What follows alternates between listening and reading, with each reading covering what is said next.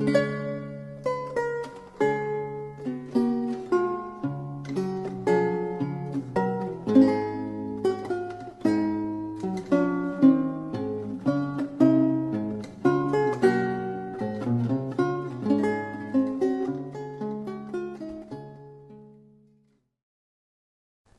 we're going to talk about tuning, but before we get to the actual process of tuning, we need to think about the pegs and the nut, and both of which should be in good order, otherwise we're going to have a lot of problems when we actually start doing the tuning.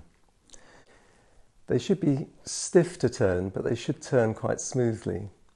One common problem with pegs is if they are too tight at the thin end, and they will feel spongy and be impossible to tune. There's also a danger of breaking the peg actually if you're too violent with it. So it's very important that the peg fits slightly tighter at the thick end, at the end nearest the head of the peg. The other problem is that pegs, because wood shrinks more in one direction than the other, pegs tend to go, over time, tend to go oval in section rather than perfectly circular, and that can also cause you a few problems with slipping pegs. Both of those problems, the pegs going oval and them being too tight at the thin end, can be remedied by scraping a little bit of wood off the peg with a sharp blade. This might be something that you are not entirely happy doing, in which case you should probably take it to a lute maker. But it is fairly easy to do. In the case of a peg that's gone oval, you can see where the peg has worn shiny, which will be on, as it were, 2 of the 4 sides of the circle, and you can scrape the shininess off with a thin blade, and until the peg actually is, it's a question of feel really. You can feel whether the peg is circular or not. The other thing to remember about pegs, the fit of the pegs, is that wood on wood is no good. The pegs must be bedded in with some kind of peg paste. If you're using dark coloured pegs, like ebony or some other dark coloured wood, you can use the proprietary peg paste, which is usually sort of dark brown in colour, comes in a sort of lipstick-like container.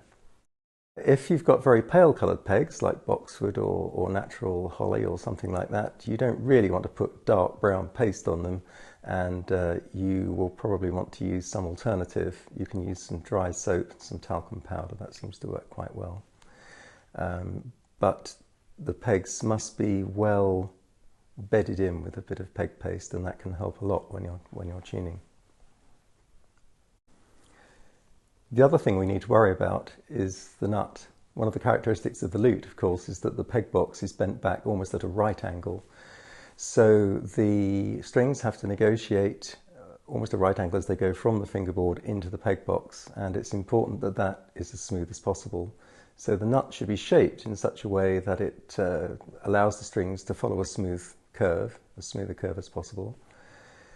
Also, the grooves should not be too deep, and they should certainly not be V-shaped, either of which may cause the strings to be gripped by the nut, which makes tuning just about impossible. You can also, even with the best nut and the best grooves, you can still have problems with the strings sticking to the nut, and you can use various remedies for that. One is a bit of pencil lead, a bit of graphite rubbed into the groove, and some people use dry soap as well, and they find that works.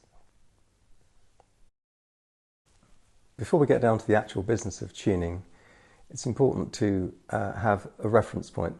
It could be a tuning fork, or it could be something more sophisticated, and these days electronic tuners are a great help.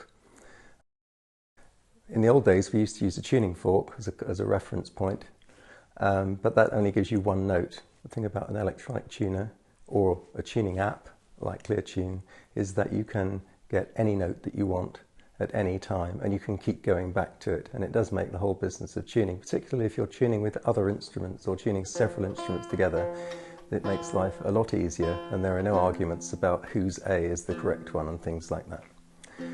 You can also, with the lute, use an electronic device to tune the frets. This can be quite handy.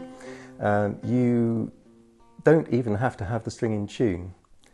If you play, say, the open string, and you look to see how many cents sharp or flat it is, it doesn't really matter.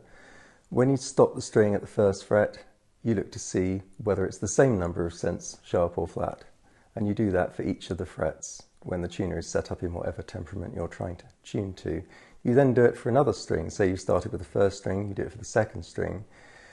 As you go down the lute, as it were, into the basses, you'll probably find that not all the strings require the frets to be in the same place, which is a bit disconcerting, but you can get around it by slanting the frets slightly or averaging position over different strings. Strings are not perfect, nothing is perfect, and all tuning is a kind of compromise.